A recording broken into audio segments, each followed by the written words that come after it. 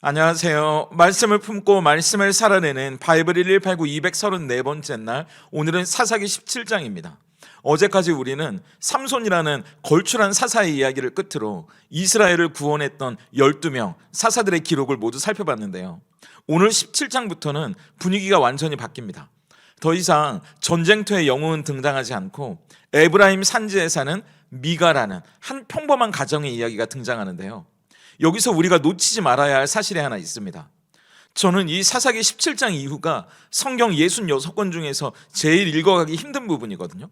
말이 안 되는 답답한 일들이 이어지기 때문인데, 많은 분들은 이 뒷부분의 끔찍한 이야기들을 보면서 야, 사사시대가 갈수록 나빠지다가 결국 끝에는 이렇게까지 타락했구나, 그렇게 생각하실 거예요. 하지만 삼손까지 12명의 사사를 기록하고 난 뒤에 이 뒷부분은요, 사사기의 부록입니다. 이 부분은 시간 순서로 보면 오히려 여호수아가 죽고 난 뒤에 혼란스럽던 사사기 초기를 그리고 있는 부분이에요. 그러니까 이 뒷부분은 사사시대가 왜 이렇게 타락하고 회개하고 구원받고 또 타락하고 회개하고 구원받는 이 답답한 패턴의 반복이었는지, 그래서 지난 350년 사사시대 동안 이스라엘이 겪었던 그 모든 전쟁과 압제와 혼란이 도대체 어디서부터 시작됐는지 그 이유를, 그 뿌리를 보여주기 위해 부록으로 붙여놓은 거라는 사실이죠. 그러니까 이스라엘은 사사시대를 살다가 타락한 게 아니고요, 첫 단추부터 잘못 깼다는 겁니다. 여호수아가 나와 내 집은 여호와를 섬기겠다고 이야기하고 백성들도 그러겠다고 이야기했잖아요. 근데 정작 여호수아가 죽자마자 그들은 하나님을 버리고 자기 좋은 대로, 자기 마음대로 엉뚱한 종교 생활을 시작했다는 것, 그게 비극의 시작이었다는 걸 보여줍니다. 먼저 1절부터 6절까지는 잃어버린 돈과 뒤틀린 신앙의 모습이거든요. 이야기는 에브라임 산지에 사는 미가라는 사람이 어머니의 돈 은 1,100개를 훔쳤다가 돌려주는 해프닝으로 시작되는데, 2절을 보세요. 그의 어머니에게 이르되 어머니께서 은 1,100을 잃어버리셨으므로 저주하시고 내 귀에도 말씀하셨더니 보소서 그 은이 내게 있나이다. 내가 그것을 가졌나이다 하니 그의 어머니가 이르되 내 아들이 여호와께 복받기를 원하노라 하니라. 여러분, 이 구절이 이해가 되십니까? 아들은 엄마 돈을 훔치는 잘못을 저지르고요, 엄마는 돈을 잃어버리자마자 누구인지도 모를 도둑에게 끔찍한 저주를 퍼부었어요. 근데 범인이 아들이라는 걸 알자마자 또 갑자기 그 엄마가 난데없이 여호와 하나님의 이름으로 축복을 비는 겁니다. 이게 도대체 어떻게 된 상황인 거죠? 미가의 엄마는 아들이 뭘 잘못했는지, 그리고 아들을 올바른 길로 이끌 생각을 하는 게 아니고요, 자기가 뱉은 저주가 혹시라도 아들의 앞길을 막을까 봐 그게 불안한 거예요. 아들의 성공, 아들의 돈에 흠집이라도 날까 봐 그것만 불안해하고 있는 겁니다. 그러니까 이 가정에게 하나님은 그저 내 돈을 지켜주고 내 자식의 애군을 막아주는 부적 같은 존재 정도밖에는 안 된다는 걸 보여주는 겁니다. 그게 여호수아가 죽고 난 뒤에 이스라엘 백성들의 영적인 모습이었다는 거죠. 근데 더 충격적인 건 그 다음입니다. 미가의 엄마는 갑자기 되찾은 자기의 은을 여호와께 거룩하게 드린다고 선언해요. 이게 겉으로 보면 신앙심이 깊어 보이잖아요. 근데 정작 그 돈으로 뭘 하는지 보세요. 신상을 만듭니다. 3절이에요. 내 아들을 위하여 한 신상을 새기며 한 신상을 부어 만들기 위해 내 손에서 이 은을 여호와께 드리노라. 이 은을 하나님께 드린다면서 우상을 만드는 이 말도 안 되는 모순이 이해가 되세요? 하나님을 섬긴다고 말은 하는데 방법은 철저하게 가나안 사람들의 우상 숭배 방식인 겁니다.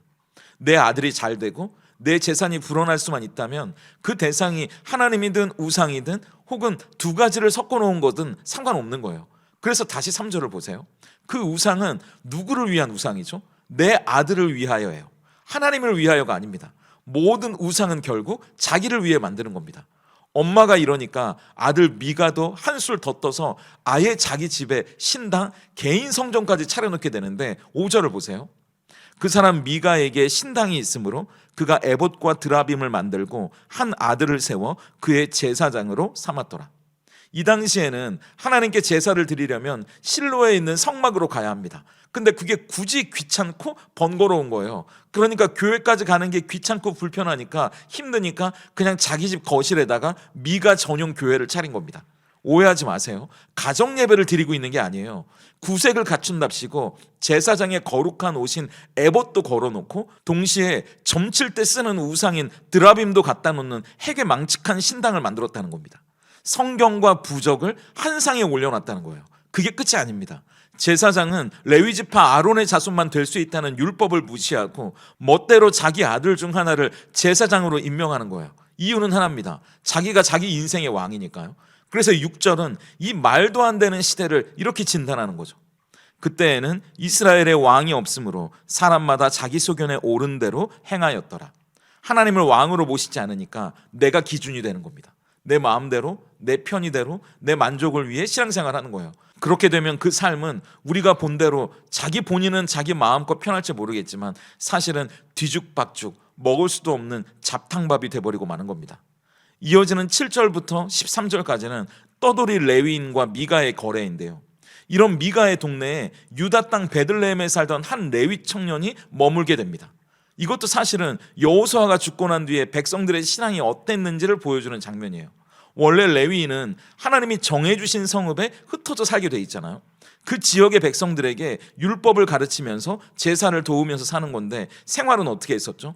백성들이 낸 11조를 통해 먹고 사는 겁니다. 근데 백성들이 제대로 그걸 지키지 않으니까 레위인도 먹고 살기 힘들어지는 거예요. 그게 아니었다면 더 좋은 대우를 해주는 곳을 찾아서 자기 거주지를 이탈한 게 되겠죠. 다 말이 안 되는 겁니다. 근데 그때 미가가 이 레위인에게 솔깃한 제안을 하는 거예요. 10절입니다. 미가가 그에게 이르되 네가 나와 함께 거주하며 나를 위하여 아버지와 제사장이 되라. 내가 해마다 은 10과 의복 1벌과 먹을 것을 주리라 하므로 그 레위인이 들어갔더라. 미가는 내심 자기 아들을 제사장으로 세워놓기는 했지만 찜찜했을 거예요. 그런데 마침 레위인이 나타나니까 얼마나 좋았겠습니까? 그래서 연봉과 복지를 제시하면서 그를 고용하는 거죠. 이것도 말이 안 되는 거죠. 제사장은 하나님이 세우시고 하나님께 속한 사명자인데 한 개인의 집에 종처럼 들어간다는 거잖아요. 뭘 위해서입니까? 여기도 보세요. 날 위해서예요. 하나님을 위해서가 아니라 모든 게 날 위해서의 시대예요. 여호수아가 죽고 난 뒤에 이스라엘은 이 신앙을 하나님을 위해서가 아니라 다 나를 위해서로 바꿔버린 겁니다. 그래놓고 바라는 건 뭔지 마지막 13절을 보세요. 이에 미가가 이르되 레위인이 내 제사장이 되었으니 이제 여호와께서 내게 복 주실 줄을 아노라 하니라. 코미디도 이런 코미디가 없잖아요. 자기는 종교적인 구색은 다 갖춰놨다고 생각했을지 모릅니다. 집에 예배당도 만들어놨고요. 제사장도 세워놨잖아요. 할 거 다 했으니까 이제 하나님 복 달라는 거예요. 이게 믿음입니까? 내가 불편하고 내가 싫어도요, 내가 힘들고 때론 받아들이기 어려운 순간이라고 해도 하나님이 그걸 원하신다면, 하나님이 기뻐하신다면 우리가 다듬어져 가고 빚어져 가는 그 순종의 과정, 그게 신앙입니다. 내가 원하는 대로만, 내가 바라는 대로만 돼야 한다고 나를 기준으로 하나님을 섬기겠다고 마음 먹으신다면요, 그건 신앙이 아니라 끔찍한 변종이 될 수도 있다는 걸 아셔야 합니다. 이 세상에 변하지 않는 영원한 기준, 그 진리는 하나님께만 있는 거지 우리에게 있는 게 아니기 때문이에요. 혹시 내가 바라는 대로만, 나를 기준으로 하나님을 섬기고 계신다면 빨리 어디서부터 첫 단추가 잘못 깨었는지 말씀을 통해, 기도를 통해, 아니면 영적인 도움을 받을 수 있는 곳에서 다시 그 단추를 처음부터 꿰실 수 있기를 사랑으로 권면하고요, 저 스스로부터 돌아봐야겠다고 다짐해 봅니다. 그렇다면 오늘 이 사사기 17장이 던지는 질문 앞에서 우리는 어떻게 삶으로 대답할 수 있을까요? 그 질문은, 나는 나를 깨뜨리는 하나님을 믿습니까? 아니면 나를 위해 깎아 만든 하나님을 믿습니까요? 미가의 집에 있는 신상은 겉으로 보기엔 은을 입혀서 번쩍거렸을지는 몰라요. 근데 그 속은 욕망으로 가득 찬 가짜였습니다. 미가는 여호와 하나님의 이름을 부르고는 있는데 실제로는 내 성공, 내 욕망, 내 소원을 들어줄 우상을 섬기고 있는 거잖아요. 그렇다면 저도, 우리도 점검해 봐야죠. 내가 믿는 하나님은 어떤 분인지 말입니다. 우리를 사랑하시지만 때로는 우리를 징계하시고 나를 십자가 앞에 깨뜨리셔서 거룩하게 빚어가시는 하나님을 우리는 신뢰하고, 힘들지만 아프지만 또 때론 이해되지 않지만 그분께 순종해가는 것을 신앙이라고 믿고 계신가요? 아니면 내 뜻대로 움직여주고 내가 좋은 것, 복만 주시고 부담은 주지 않고 내가 필요할 때만 호출할 수 있는 램프의 요정 같은 하나님을 찾고 계신가요? 신앙생활을 하면서도 여전히 내 고집은 꺾이지 않고 말씀 앞에서도 내 생각과 계획을 포기하지 못한다면 우리는 어쩌면 미가처럼 거실에 신당을 차려놓고 나만의 하나님을 섬기고 있는지도 모릅니다. 그렇다면 오늘 내 소견에 옳은 대로 만들었던 그 화려한 신당을 부숴야 합니다. 하나님은 우리가 고용한 해결사가 아니잖아요. 우리 인생의 주인이시기 때문입니다. 하나님의 뜻에 굴복하고 순종해가는 그 진짜 신앙의 길 위에서 서로를 응원해주고 격려해주고 애틋하게 여겨줄 수 있는, 함께 기도해줄 수 있는 저와 여러분이 될 수 있다면 좋겠습니다. 함께 기도하겠습니다.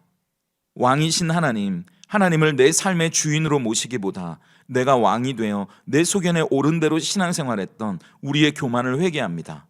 미가처럼 하나님을 나의 성공과 욕망을 위한 수단으로 여기며 심지어 종교적인 열심과 행위로 복을 얻어내려 했던 어리석음도 용서해 주시옵소서.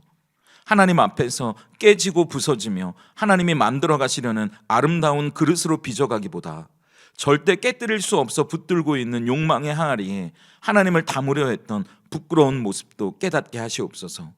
그러므로 내 안에 교묘하게 세워둔 탐욕의 신당과 내 방식대로 믿으려 했던 고집스러운 우상들을 성령의 불로 태워주시고 오직 말씀의 기준을 따라 하나님을 하나님 되게 섬기는 거룩한 백성이 되게 하시옵소서.